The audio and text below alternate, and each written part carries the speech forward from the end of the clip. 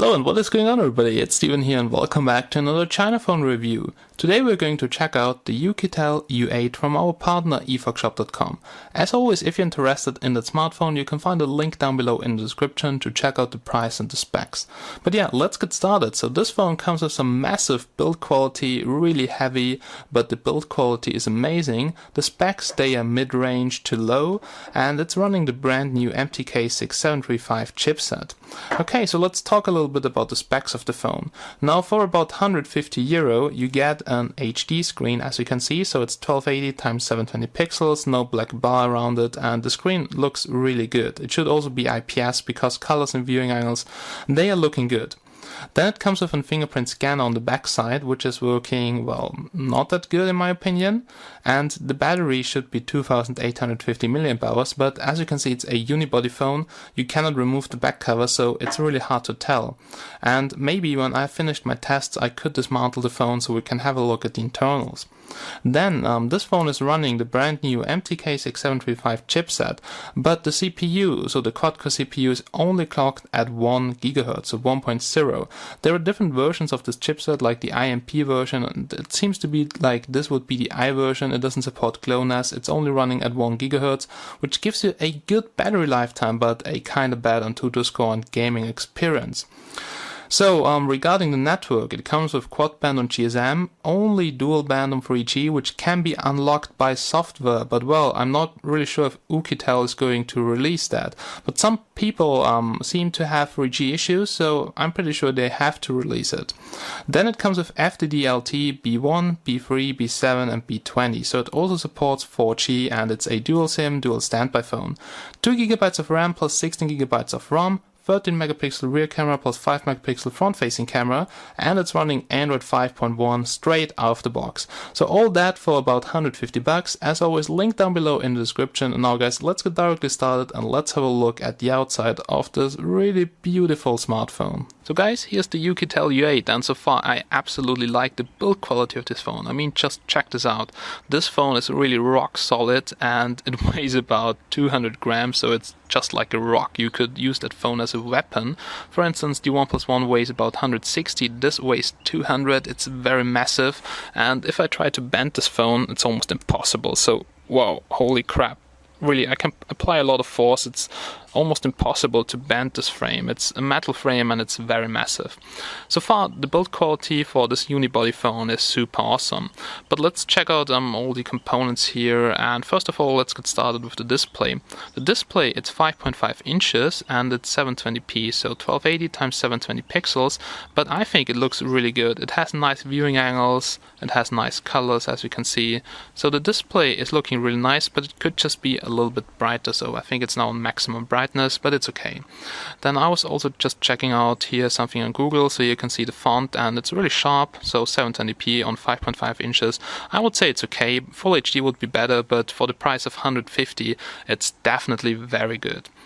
Okay, let's stay on the front side and let's have a look at the capacitive touch buttons. So here in the middle we have the home button, here we have the menu button, and here on the right side we have the back button. There is no backlight, so they just have such a mirroring silver surface which reflects the light, but there is no backlight.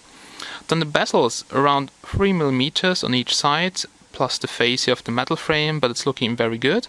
And here at the top we have the speaker in the middle, on the right side the front facing camera, as you can see, and somewhere here on the left we have a light and proximity sensor. But so far, build quality, front side, frame, everything looks very good. And then let's quickly check out here the back side. So here on the back side we have that square here, and that's actually a fingerprint scanner. It performs not that good like on the Elephone P7000, but it's okay. But I think the round one on the M7 or the S700 performs way better, but we can try it a little bit later together. Here we have the rear camera, should be 13 megapixels, and right from that we have the dual LED flash, which is definitely a real dual LED flash and not some fake one. And I think the sensor of the rear camera is OmniVision, but don't ask me which one. Okay, then let's have a look at the frame. Now here at the top you can see we have the 3.5mm headphone jack. It's not really in the middle of the frame, so it looks kind of strange, but it's working perfectly nice. Sorry for the focus on 4K, the camera is a little bit slow. Then here we have the metal frame, so that's the right right side of the phone, very nice, no sharp edges, feels really good, but also very heavy, as I've said before. So here we have the power button, so on the right side, almost in the middle of the phone, and above that we have the volume rockers, as you can see. Not wobbly or something, not sliding around here, feels kind of good. It looks like there would be a gap between the back cover, which is plastic or something like that, and the frame. And yes, there's a small gap, but the back cover is not coming off. Here at the bottom we have the Oukitel logo and that big speaker grid, but it's just a single speaker, I guess, and it's placed either right over here or here. Here at the bottom we have the micro USB port to charge the smartphone or to connect it to the computer, and here the bottom microphone. Just make sure you don't cover it when you record something like I did. And so far the frame is looking really good. Here the SIM card tray, so you also get a little tool to open that up, and you can just put in 2 micro SIM cards, or you can also put in 1 micro SIM card and 1 micro SD card. So you have to choose what you want, and it's not that good like on the Elephone S2. On the Elephone S2 you have a triple slot, so you could insert 2 SIM cards and 1 SD card, but here it's not possible. All in all, the build quality of this phone, it's really very good. I absolutely like it, but for me it's almost too heavy, so 200 grams, that's really a lot. And yeah, I would say it's okay, but if you like heavy phones, if you like very stable phones, I'm pretty sure you could open a melon with that. It's really cool. So let's get directly started and let's jump into Android and let's see how that baby here performs. Alright, ladies and gentlemen, we're now here on the smartphone in Android 5.1. At the first look you will see that it looks kind of different, so it doesn't look like stock Android. It looks a little bit customized. We have here some new icons, we don't have a menu anymore, so everything on the home screen just like on MIUI. Then let's go quickly here to the settings and let's check out on which Android version it is running. So this should be Android version 5.1, as we can see right over here, so let's confirm it. Here's the damn lollipop. Hey, what is going on? It is stuck. Oh, no, it's there. And here's also the Android e-stack, so that little game here, which absolutely sucks. And this is definitely Android version 5.1. Alright, so there's no wireless update in here because it comes with some own application for that, as I will show you a little bit later. But let's go back here to the settings. Then let's have a look here at Wi-Fi. Now, Wi-Fi is okay. I've yesterday reviewed the M-Star S700 and the Wi-Fi was actually almost the same. So in my living room, barely a signal. On my Galaxy S6 Edge, for instance, very low signal but stable. So it's a little bit lower than some flagship devices, and currently the router is in the next room, so it's the home network here. And you can see connected, signal strength good, 65 Mbit, so yeah, it's looking good so far, not the full speed which my router can actually put out. And also the Wi-Fi is a little bit lower than on some other high-end devices, but what do you expect for 150 bucks? So really good actually for the price. Okay, here Bluetooth, then here we have Hotnot, and Hotnot is like MTK's own NFC thingy. It's only compatible with MTK devices which support Hotnot, and it's not compatible with NFC. So basically it allows data exchange between MTK Hotnot devices, but you cannot pay with that, and that feature in my opinion is useless. So bring more NFC and not try to establish your own crap which actually nobody is using here in Europe. Alright, so that's Hotnot, and here we have SIM card, so because it's a dual SIM, dual standby phone, cellular data, and all the usual stuff. Display settings, we have no mirror vision in there, we have no sensor calibration in there, just for the mirror vision fans. But for instance, Elephone just pushed out an OTA, and now they added mirror vision to the P7000. Maybe it's coming to the Oukitel too. Alright, so that were the display settings. We also have a gesture motion, so basically all those swipe gestures, answer by swing, smart switch, it's everything in here. Here we have system motion, so double tap the home button to lock. It supports a lot of smart gestures, which are really cool, but you have to get used to that, so that really depends if you're going to use that or not. Here we have storage, and here you can see the phone storage, and it's split in 2 partitions. Something I don't really like, I think it's useless if you have such a small space. Like we have a 4.4 GB total space partition and another total space partition with 8 gigs. So yeah, for apps not the best thing, and I would prefer that they just come up with one big partition, just like Elephone. Elephone is doing a good job on that. You get every phone with one big partition for everything. Alright, the battery. Now, yeah, let's talk a little bit about that. A Geekbench battery test, around 11 to 12 hours, really crazy, but that's only because the chipset is just downclocked to 1 gigahertz. And I'm not really sure if it's a different chipset in this phone. Really, it's hard to tell. There's the IM and P version or something like that. Like we have a 1.5 gigahertz version, 1.3 gigahertz version, 1.0, and that's the 1.0 gigahertz version, which gives you a great battery lifetime, definitely more than a day, so that's no problem. I had something like 1.5 days with one battery. Wasn't using it too much, but 1.5 days is really good. But that 1 gigahertz, really, you notice that in games, in benchmarks, really the performance is way lower, but it also supports, for instance, low power media playback, so you can watch movies really all day long and it doesn't really drain the battery. That's good. And yeah, maybe when I have finished all the tests, we can dismantle the phone and hook it up to my battery tester, so that would be a really interesting thing to see if Oukitel is actually cheating on the battery, but I guess yes.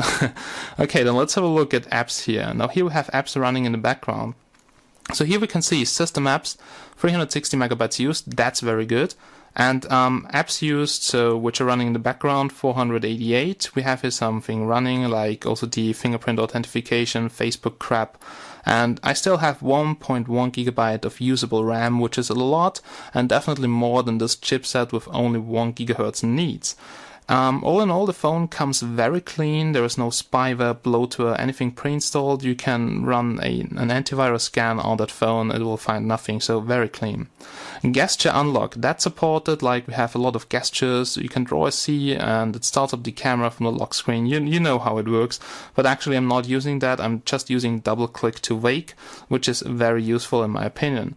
Location-based services, so GPS, and wow, this phone is really heavy, so it's killing my finger here at the bottom. And that's for GPS. Here we have the fingerprint scanner, so I have to confirm my safe code, which is 1234.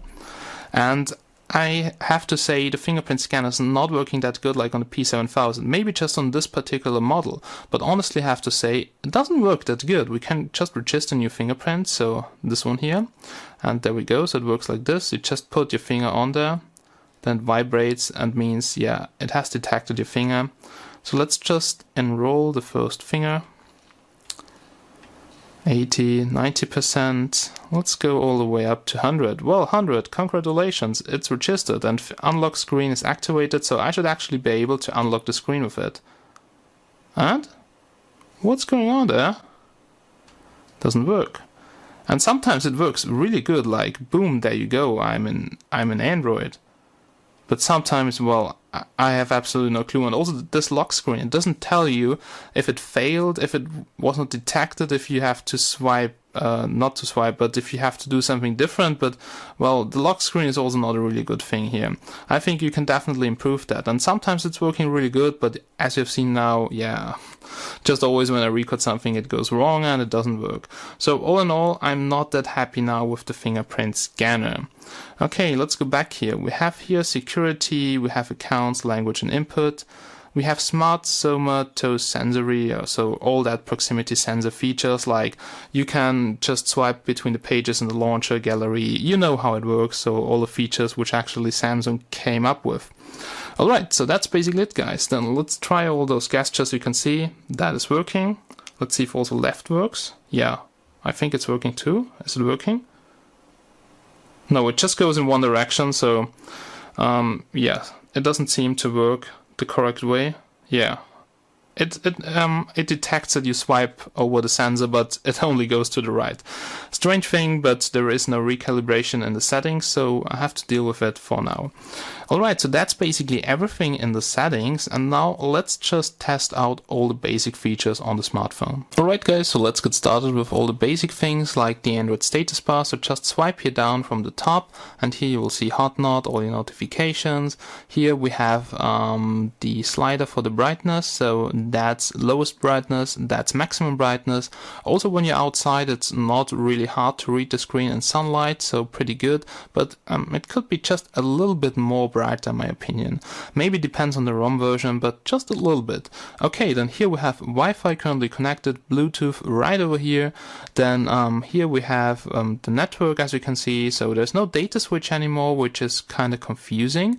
Then here we have airplane mode, auto rotate, location-based services, so GPS, cast screen, a hot knot, quick toggle, and audio profiles.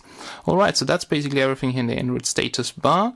Then let's have a look at the dialer APK right over here. So let's try to call here some popular number in Austria.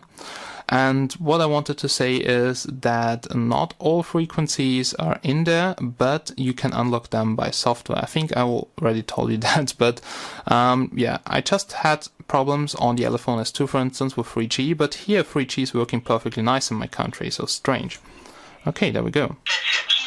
Wow, the speaker's really loud. Just check this out. The speaker is really very loud. The quality is not the best, but the speaker is really loud. It almost, yeah, just blows my ears. Then let's have a look here at the sensor. Sensor's working, shots of the display, so that is working good so far. You can see I'm connected to 3G, so H+, and it's working actually good. I get a good speed, but, well, I don't have LTE right now, but I will definitely get it very soon. Alright, so that was the dialer APK. Then here we have the messaging application. Let's just try to compose a message. It's a 5-point capacitive touchscreen. So let's type something. Hello, guys, this is a test. And typing feels pretty good, so it's a big screen and there's a little bit of vibration feedback coming from right over here, but a little bit more at the bottom. Feels really kind of good, vibration feedback not too strong, and it feels nice to type on that screen. Okay, so that was the messaging app. Here the browser, 720p, definitely also enough to read the text here, and I was just looking for, yeah, bolt for my shotgun because it cracked. And, well, that are basically all the basic functions here. So let's have a look at the applications which you can find on the phone. And first of all, here we have the camera application. Now the best thing is to go outside where we have natural lighting to test out the camera, and then we can also just record some test movies which I want to show you in this review. We're now here outside in my garden, and here's a quick camera test on the Oukitel U8. So normal MTK camera application, the new chipset comes here with the camera application without any effects here at the bottom. Then here on the left side we have different modes, like we have face beauty mode, we have panorama mode, scene mode, and here normal mode. Then the touch autofocus is working, as you can see, so if we focus here on something which is bright, it gets dark, as you can see, so this is definitely working. Then let's have a look at the shutter. Shutter quite fast. And, well, the pictures in the gallery on the smartphone, they look really kind of sharp. Just check out here the plants. But as always, you can just check out all those pictures on chinadevices.com. Okay, then let's have a quick look at the settings, so to see the maximum picture size.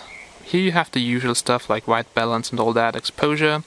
Then here we have zero shutter delay, anti-shake and all that. Well, anti-shake, not really good, but at least it's in there. Then here we have preview size. It's currently on full screen, picture size on 9.5, so actually it should have 13, but you only get the 13 megapixels here in 4:3 mode, so then the pictures are not 16:9. That's kind of bad, but, well, you have to deal with that. Maximum ISO 1600. And here we can see the video settings, so EIS, but I had this on and it was really terrible, so it was really lagging hard, and I mean not the EIS lag, it was really that the camera just freezed for 1 second, not sure why, but, well, maybe a firmware issue.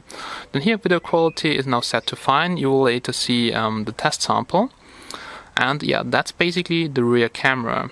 You only get the 30 megapixels here in 4:3, so I will capture here some pics for you and upload them to China devices. Then let's switch to the front-facing camera.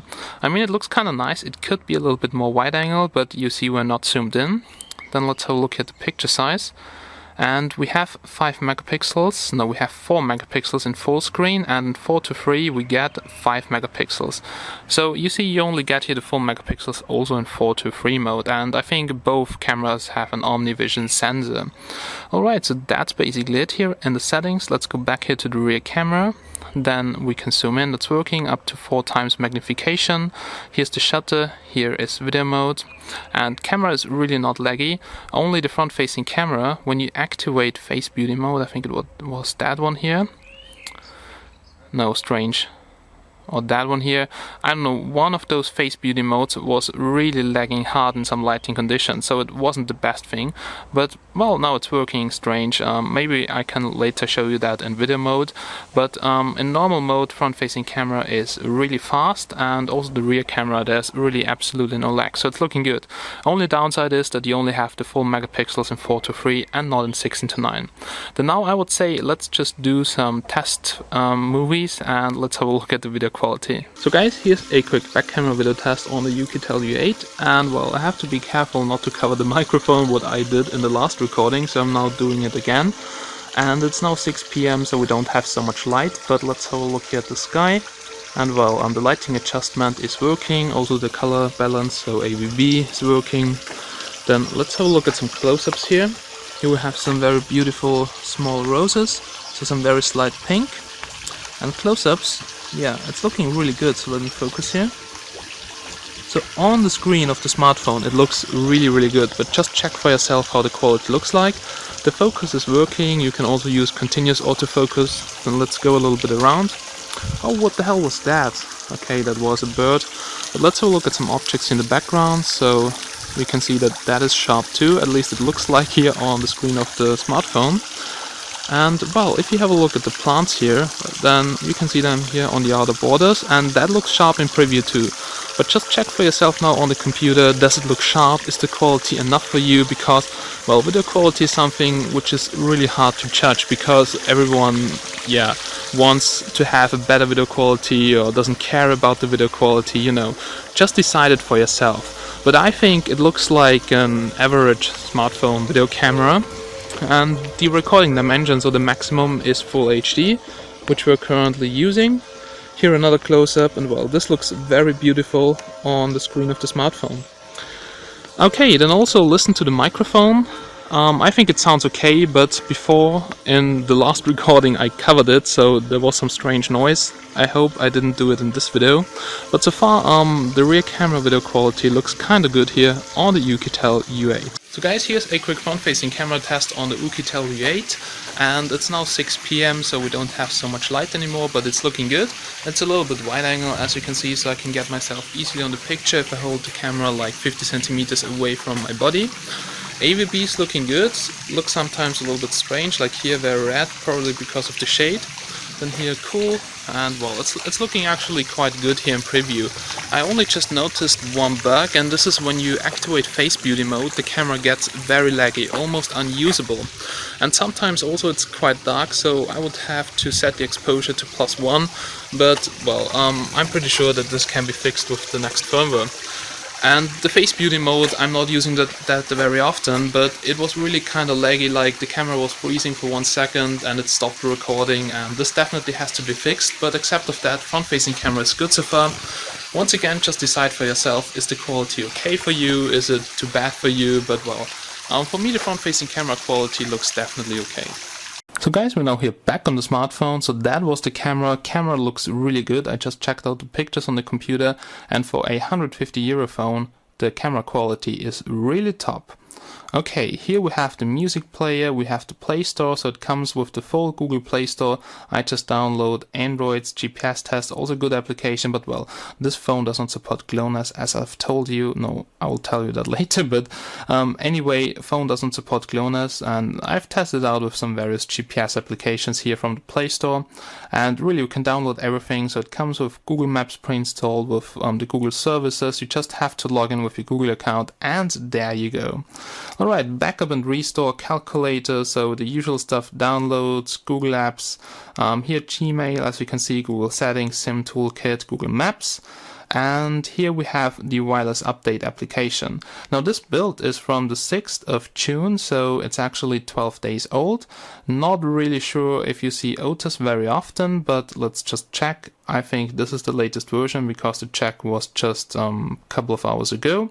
Your system is currently up to date. So no OTA for us, but well, it's performing actually quite good so far, except of that the chipset is running at a very low clock speed, and I think you cannot fix this by software because, for instance, like in the other phone S2, it's a different chipset. But let's just see what we can see in the future on the smartphone. Here we have YouTube, CPU set, so the usual stuff, and I've also installed some applications. So when you unpack the phone, it just comes with one page here on the home screen with some pre-installed apps, and that's basically it. The ROM is very clean, doesn't consume a lot of RAM. You can change the launch if you don't like that crap here, and the phone is very customizable, and yeah, it's performing pretty good. So what I want to do now is I want to do a quick movie test, speaker test, then a quick LED flash test, then some GPS test outside. And then you will see the benchmarks from the chipset and the smartphone here, and after all this you will hear my final conclusion about the Oukitel U8 and if it's worth the $150 or not. So guys, here's a quick movie and speaker test on YouTube, and so far I can really say it has no problem with HD playback, even though the CPU is only clocked at 1 GHz. Not the fastest chipset, but HD playback, no problem. Also this chipset brings some new features like some low power movie playback. You get some really good battery lifetime also when you watch movies, and it's actually pretty nice. So let's check this out. So you see the movie is actually not lagging or something, even though it's not a real good movie here. And the speaker is kind of loud. I think it's maximum volume. Just check this out. But there is only a slight amount of bass. Clarity, mids and highs are okay. But well, the quality of the speaker could definitely be better, but it's actually quite loud. So if you like loud speakers, it's okay, but quality, well, for $150 it's nothing to worry about. Alright, so that's the speaker and a quick movie test. 720p movies on YouTube, not a problem at all on the Oukitel U8. And let's just continue with a quick LED flash test. Ladies and gentlemen, here's a quick LED flash test. The room is completely dark, and there we go, let's switch it on. And well, it's really a dual LED flash. As you can see, it really hurts in my eyes. I don't want to look into it. And you see it's kind of bright. I've seen some more powerful LED flashes, so dual LED flashes on smartphones, but it's definitely okay so far. And we can just check out the camera. So let's go back, switch off. Okay, it stopped working. Maybe we can close it. Yes. Now let's go quickly here to the camera. Let's capture here photos so you can see how it performs here in completely dark rooms. And wasn't too bad. Let's check out the result. Alright, it was zoomed in, but I took a picture here of the room. You can just check it out, and it was really completely dark, and there are actually no dark borders. So far it's looking good for close-ups with the LED flash. In complete dark rooms or darker lighting, you won't have a problem. But yeah, for objects which are more far away, yeah, you won't really see them. But for €150, really good LED flash and really nothing to worry about here. So guys, here's a quick GPS test in the GPS test application on the Oukitel U8, and GPS is a bit disappointing. Now the signal is actually not too bad, but sometimes really I have only one yellow bar and a lot of red and orange bars, and I'm now testing GPS for 2 days and the average signal is very low. We have here pretty high accuracy, and with that mean a high accuracy range, like 75 feet when I'm driving 50 km per hour. Yes, it's Android 5.1. Then we have 10 satellites in view, we have 8 in use, which is not really much, and the chipset does not support GLONASS, so that's also a little bit bad. Now, you see the average signal right now, it's really kind of bad. So yellow actually means average signal, then green means good signal, so that starts at 30, 31, and yeah, most of the time I just have some orange and red bars, which means kind of low signal. So GPS performance here doesn't look really good in the GPS test application, but let's just go, let's do a quick navigation test and let's see how the Oukitel U8 performs in a real life navigation test. Okay guys, so here's a quick GPS test on the Oukitel U8. I'm currently using Sidechick offline navigation. Great application if you're searching for some offline navigation app, but it's not free. So far GPS is working okay, so it finds a fix pretty fast, but the accuracy is not really good. Like sometimes if I drive really fast, like here on the highway, it gets really confused. Let's see what it's doing here.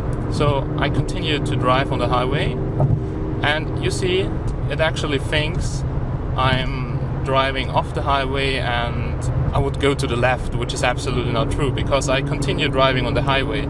You see what it's doing? It takes a long time to reroute here. Okay, so now it's working again. So it took about 10-15 seconds to reroute. From the accuracy, it's okay guys. We can just take the exit here. So there we go. And let's see how accurate it is. Oh fuck, that's fast. And there we go. So we're now here in the corner. And what the hell? I was actually driving the circuit and not straight on the highway. So you can see you can confuse the GPS really a lot. And it's not too accurate. Now it shows me off the road, now it jumps back. So it's good if you want to just check out where you have to drive. But if you want to follow it, this can get really jumpy and very confusing. So GPS on the Oukitel U8, in my opinion, is not that good. I'm pretty sorry that the road here is very shaky, but you know, a lot of curves and it's really hard to drive here with the camera. But all in all, GPS on the Oukitel U8, quite disappointing.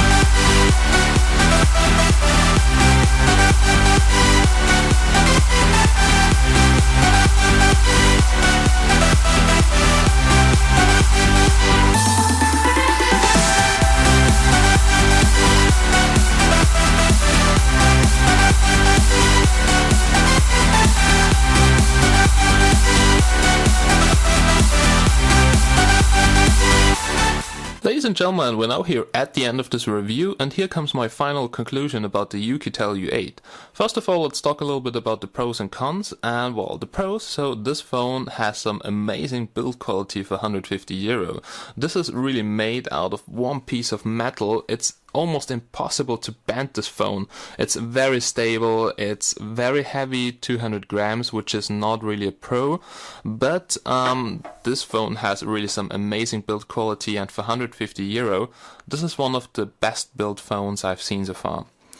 Then it comes with Touch ID on the backside, which is a pro and a con, so it's cool to have that feature, but for me it's not working as good like on the M-Lace M7. I just registered all my fingerprints once again. We can just try it. So let's lock the screen, and there we go. I'm not sure what's going on. I cleaned the sensor. Okay, now it hasn't detected. You really have to press very hard on it. Okay, it wasn't detected. I'm not really sure. I will relearn it again and test it. But for me, the fingerprint scanner has some pretty bad performance, and it's not working that good like on the M-Lace M7 or P7000. On those phones, I just tap it very shortly and it unlocks. Here on this phone, not sure what's going on. I've seen some reviews where people say the fingerprint on this phone is awesome. But honestly, I can just speak here from my device and it's working not that good. Then the dual LED flash on the back side, that's really good, one of the best I've seen so far in this price category because it's only €150. Then the display is really looking good. It's only an HD display, but colors and viewing angles looking really good. And I have to say, I'm happy with the display. So I also own a Galaxy S6 Edge. It comes with 2K display, and that's good for Google Cardboard or something like that. But honestly, for normal usage, this phone looks as good as my Galaxy, for instance, just with the fonts looking bigger, but that's it. The phone is looking really good. Then the battery lifetime, it's very good, but this has pros and cons because the battery lifetime wouldn't be as good if the MT6735P or whatever is in there wouldn't be clocked at 1 GHz. And it only supports 32 bits, so that's the only downside. You get a good battery lifetime, but you trade in performance, like you only get about 20k in Antutu, you have some lags in some games, and well, if you don't play games, this phone is nice to use. Movie playback is not laggy, the system is not laggy, and you get a good battery lifetime, but if you're a gamer, then this phone is probably too slow. I'm not really sure what chipset we have in there. There's the PMI version, maybe it's just software locked, I really don't have a clue, but so far this phone is only running with 1 GHz, that's something I can say for sure. Camera is looking really good, you've seen the sample pics, if not, chinadevices.com, and all of the sample videos, so it's looking not bad for €150. GPS performance was absolutely low, you have seen the signal levels, only red bars, orange bars. It wasn't really a lot of fun to use GPS on that smartphone. Then we have 2 partitions on the memory, which is also something I don't like. No notification LED, no backlight on the touch buttons, not really many sensors.